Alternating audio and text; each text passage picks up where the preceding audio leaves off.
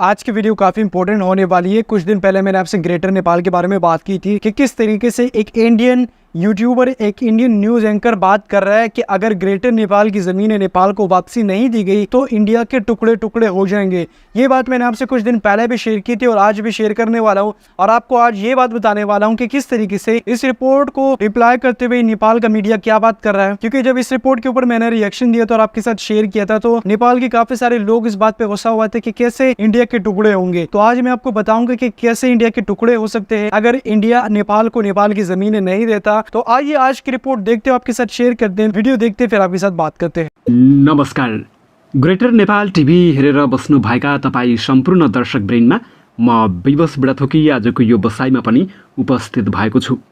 आजको यो बसाइमा पनि तपाईको माझमा एउटा निकै महत्त्वपूर्ण भिडियो लिएर उपस्थित भएको छु। तसर्थ यो भिडियोलाई अन्त्यसम्म हेर्नुहुनेछ भन्ने आशा पनि मैले मनमा राखेको छु। भारतका एकजना वरिष्ठ पत्रकार दिनेश के भोराले पनि ग्रेटर नेपाल सम्भव रहेको र ग्रेटर नेपालको भूभाग कहाँदेखि कहाँसम्म छ भन्ने कुरा चाहिँ आफ्नो भिडियो मार्फत सम्पूर्ण भारतका जनताहरूलाई लगायत नेपालका जनतालाई पनि जानकारी गराउनु भएको छ। उहाँले उसो त नेपालको बारेमा यसभन्दा पहिले पनि विभिन्न चरणका विभिन्न सकारात्मक भिडियोहरू बनाउँदै आउनु भएको थियो र अहिले पनि ग्रेटर नेपालको बारेमा नेपालमा चर्को बहस भइरहेको बेला र जसरी भारतको नयाँ संसदमा नेपालका भूभाग समेटेर अखण्ड भारतको नक्सा भारत सरकारले राख्यो, त्यसपछि त्यसको विरुद्धमा नेपालको सदनदेखि सडकसम्म चर्को विरोध भयो र काठमाडौँ महानगरपालिकाका मेयर बालेन्द्र शाहले आफ्नो कार्यकक्षमा ग्रेटर नेपालको नक्सा राखेपछि चौतर्फी प्रचार भयो र यही सन्दर्भमा भारतका वरिष्ठ पत्रकारले पनि यसबारेमा आफ्नो मुख खोलेका हुन्। एकैछिन यो भिडियो हेर्नुहोस् है त। अखंड भारत का नक्शा उसने पड़ोसी देशों के अंदर काफी हलचल मचाई है। बांग्लादेश, नेपाल, पाकिस्तान, कड़ी प्रतिक्रियाएं आ गई हैं, लेकिन अब नेपाल एक कदम आगे बढ़ गया है। अब नेपाल ने अपना अखंड नेपाल का नक्शा लगा दिया है, यानी कि ग्रेटर नेपाल का नक्शा लगा दिया है। खास तौर से काठमांडू के अंदर उनके मेयर के ऑफिस में लग गया है और उस नक्शे के अंदर बहुत सारे भारत के एरियाज भी दिखाए गए हैं। इसमें सिक्किम भी है, बिहार का हिस्सा भी है, गढ़वाल कुमाऊं भी है, यानी कि उत्तराखंड है। इसके साथ ही हिमाचल का भी एक बड़ा पार्ट उसके अंदर है। आप कहोगे ये कैसा? नेपाल का जो डिवीजन हुआ था वो ब्रिटिश वार के टाइम में हुआ था, और जहां पर नेपाल का एक बड़ा हिस्सा नेपाल से अलग कर दिया गया था। उस हिस्सों के अंदर आपके गढ़वाल और कुमाऊं एरिया भी आते थे, तो दे वर सेपरेटेड। एक समय था कि जब वो नेपाल के राजा के अंतर्गत वो भाग आता था। ये सच है कि नेपाल का जो राज था वो कामरूप से लेके, यानी कि असम के एक पार्ट से लेके और वहां हिमाचल तक था। ये ग्रेटर नेपाल था। ठीक है, अब ये नक्शा लगा दिया गया है मेयर के ऑफिस में। This is a tit for tat. चलिए नक्शा देख लेते हैं। ये है नक्शा। इसमें आप देखेंगे कि इसका नाम रखा गया है ग्रेटर नेपाल। जो नीला हिस्सा है वो अभी का नेपाल है, इसका नाम रखा गया है ग्रेटर नेपाल। जो नीला हिस्सा है वो अभी का नेपाल है। इसके अलावा सिक्किम को नेपाल का हिस्सा बताया गया है जो लाल रंग के अंदर है। नीचे बिहार का एक हिस्सा दिखाया गया है। शायद इसमें मुझे लगता है उत्तर प्रदेश का भी छोटा सा एक हिस्सा है जो उनके अंडर में है। गढ़वाल और कुमाऊं यानी कि उत्तराखंड और एक हिस्सा हिमाचल प्रदेश का भी दिखाया गया है। ये दरअसल भारत ने जो कहने की कोशिश की कि अखंड भारत है, और उसमें प्रहलाद जोशी जो कि भारत के कैबिनेट मिनिस्टर हैं, संसदीय कार्यों के राज्य मंत्री कहा जाए, उन्होंने कहा था अपने ट्वीट के अंदर, संकेत स्पष्ट है अखंड भारत। जो शब्द लिखे क्या है? संकेत स्पष्ट है अखंड भारत। और फिर उसके बाद भारतीय जनता पार्टी के मंत्रियों संतरियों सबकी लाइन लगी, आरएसएस की भी लाइन लगी। और मैंने सबसे पहले न्यूज टाइम के ऊपर इसका प्रोग्राम दिया था और कहा था कि भारत आग से खेल रहा है। आप पड़ोसी देशों की सॉवरेनिटी, संप्रभुता के ऊपर अपना दावा कर रहे हैं। आप एक्सपेंशनिस्ट यानी कि विस्तारवादी नीति की घोषणा कर रहे हैं, ये उनको स्वीकार नहीं होगा। हर व्यक्ति जो बीजेपी का बाहर निकल के आता है संसद से, उन्होंने यही कहा कि यह अखंड भारत का नक्शा है। जब आग को बढ़ते देखा, पाकिस्तान, नेपाल, बांग्लादेश से प्रतिक्रियाएं आते देखी और वहां पे ऑफिशियल प्रतिक्रियाएं पाकिस्तान और नेपाल से आई, तो तब भारत सरकार ने रुख बदला और एक और झूठ बोला उसके बाद। जी हाँ, भारत सरकार ने एक और झूठ बोला कि ये अशोक के जमाने का मैप है। अशोक के जमाने का मैप है, ये तो उसके ऊपर कहीं लिखा नहीं है कि अशोक के जमाने का मैप है, क्योंकि भारतीय जनता पार्टी के तो सभी लोगों ने सामने आके, क्योंकि विपक्ष तो वहां था नहीं, बायकॉट किया था, उन्होंने लिखा था ये तो अखंड भारत का नक्शा है, और उन्होंने अपने ट्वीट भी दिए इसके ऊपर। तो कौन उसके ऊपर अस्वीकार करेगा कि अखंड भारत नहीं था? और बाद में अपने आप को, इस झूठ को सत्य साबित करने के लिए, ताकि हमारी पोजीशन और एम्बेरेसिंग ना हो जाए, उन्होंने उसको अशोक के साम्राज्य का नक्शा बनाना शुरू किया। वो भी गलत है, मैं आपको बताऊं। अशोक का साम्राज्य इतना नहीं था जो दिखाया जा रहा है उसके अंदर। जहां पर अशोक के साम्राज्य की सीमाएं हैं, इसमें सीमाएं कहीं दिखाई नहीं गई हैं। और उसमें साउथ के बहुत सारे हिस्से थे जो अशोक के साम्राज्य में उस समय नहीं थे, लेकिन यहां पर दिखाने की कोशिश की गई कि अशोक के साम्राज्य में अफगानिस्तान से लेके और आगे पता नहीं कहां का, थाईलैंड तक उनका लैंड था। ये तो म्यांमार और थाईलैंड के आगे चले जाते हैं। तो अशोक के साम्राज्य में म्यांमार और थाईलैंड कहां थे? यही झूठ है, यही प्रपंच है इनका, यही इस सरकार का असली झूठ सामने आता है। क्योंकि अखंड भारत के नक्शे के अंदर थाईलैंड का हिस्सा भी आता है, म्यांमार पूरा आता है, श्रीलंका भी आता है।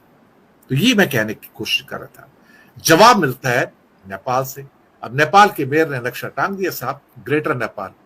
ये तो झूठ बोल रहे हैं कि अशोक का नक्शा उसको अपने बचाने के चक्कर में, लेकिन नेपाल ने कोई झूठ नहीं बोला। नेपाल का झंडा लिखा है और लिखा ऊपर ये ग्रेटर नेपाल है। नीला हिस्सा हमारे पास है, लेकिन लाल हिस्सा उसको हमें वापस पाना है, क्योंकि ये हमारे हिस्से थे।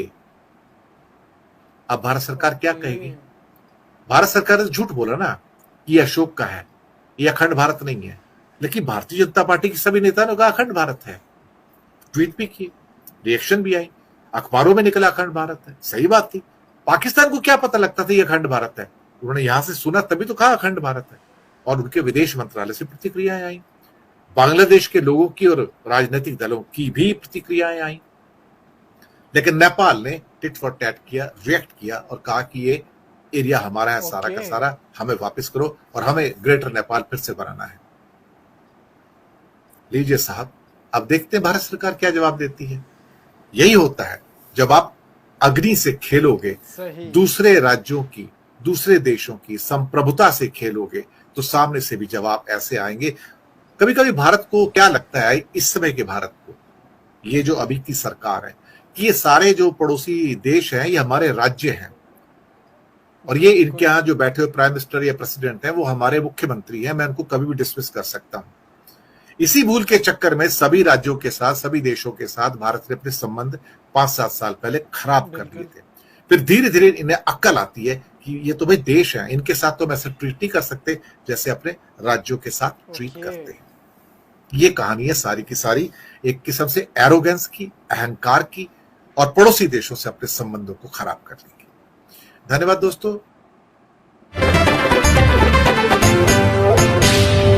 तिब्बती धर्मगुरु दलाई लामाले तिब्बतीहरूको समस्यामा चीनसँग वार्ता गर्न आफू तयार रहेको बताएका छन्। चिनियाहरू पनि दलाई लामालाई आधिकारिक वा अनौपचारिक रूपमा सम्पर्क गर्न चाहन्छन्।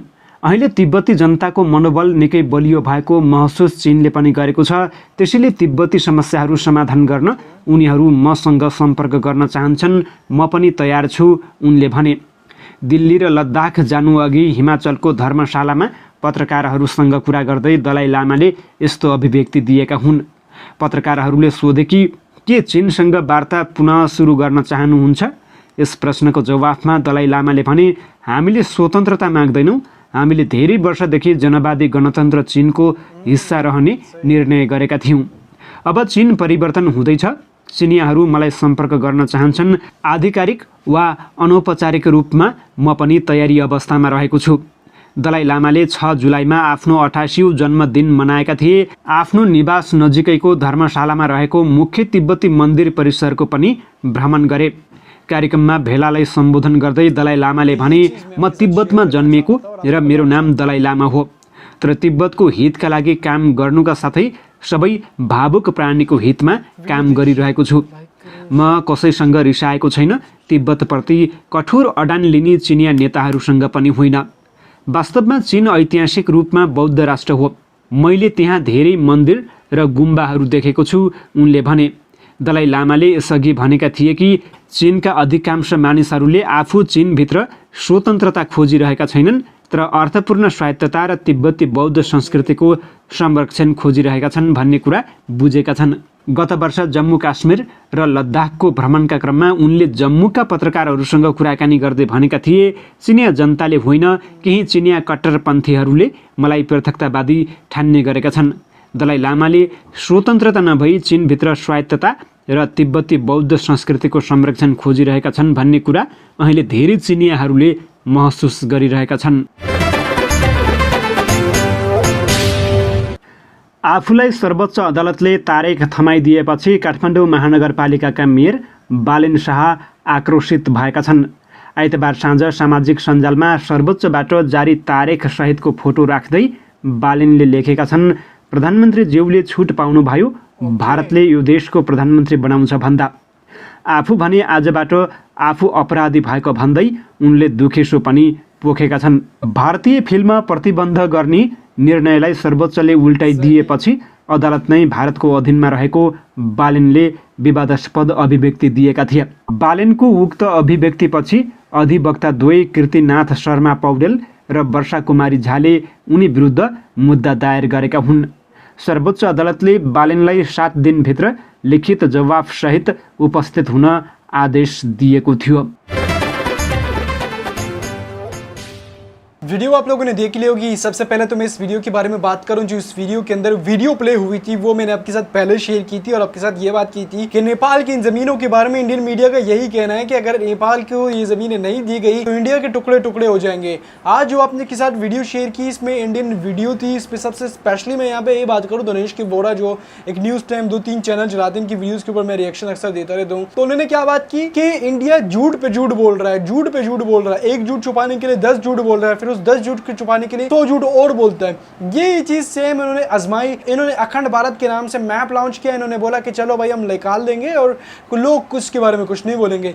जब सबसे ज्यादा प्रेशर पाकिस्तान और नेपाल से आया तो उन्होंने बोल दिया कि भाई इन्होंने अपना रुखी छोड़ दिया, मोड़ के ये बोल दिया कि भाई ये अखंड भारत का मैप नहीं है, ये अशोक के टाइम का मैप है। तो अब इसमें इंडियन न्यूज एंकर्स खुद बात कर रहे हैं कि भाई अशोक के टाइम पे इतना बड़ा इंडिया हुआ ही नहीं करता था। तो उन्होंने अभी इस टाइम पे अखंड भारत के मैप के अंदर क्या दिखाया कि अफगानिस्तान से लेके थाईलैंड तक जो है वो पूरा का पूरा अखंड भारत हुआ करता था। तो भाई ऐसा कभी हुआ ही नहीं करता था। अखंड भारत सिर्फ और सिर्फ था पाकिस्तान का, उस टाइम पे था पाकिस्तान का था टाइम, जो पाकिस्तान और बांग्लादेश आपके पास थे, पाकिस्तान बांग्लादेश तब ही आपका पास था। श्रीलंका भी आपसे अलग था। अगर हम अखंड भारत की बात करें, अखंड भारत में ये नहीं था कि भाई आप अफगानिस्तान से शुरू होके उधर थाईलैंड तक जाओ, ऐसी कोई बात ही नहीं थी। यही चीज इंडियन मीडिया इंडिया को समझाने की कोशिश करे, वो इनको बार बार बताने की बात करे कि आप गलत बात कर रहे हो, आप आग से खेल रहे हो। अगर इन्होंने कब्जा करने की बात की है, इन्होंने अपना मैप लॉन्च कर दिया, तो आप कहीं की ना कहीं नहीं रहोगे। यही चीज ग्रेटर नेपाल के बारे में इंडियन मीडिया भी बात कर रहे हैं, नेपाल का मीडिया भी बात कर रहा है, नेपाल स्पेशली यही बात कर रहा है कि भाई हमारी जमीन इससे ज्यादा थी, हमारी जमीनों के ऊपर कब्जा किया गया है। हम इनको इसी चीज के लिए समझाते हैं कि भाई हमारी जमीनें यहाँ से काफी ज्यादा है।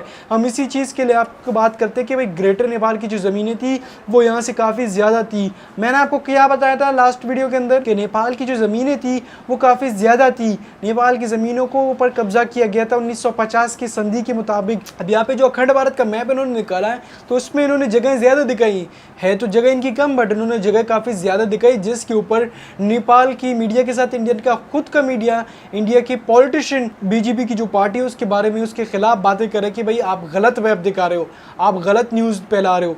तो ये थी सारी वीडियो जिसके बारे में इंडियन मीडिया बात करे कि भाई आप आग से खेल रहे हो, आप गलत बात कर रहे हो, आप इसलिए गलत बात कर रहे हो क्योंकि इतना बड़ा इंडिया कभी हुआ ही नहीं करता था। अगर इतना बड़ा हुआ करता था तो इतनी बड़ी जगह नहीं थी जितना बड़ा आपने मैप के अंदर दिखाया। वीडियो अगर अच्छी लगी है तो वीडियो को लाइक लाजमी करें, शेयर करें, चैनल को लाजमी सब्सक्राइब करें।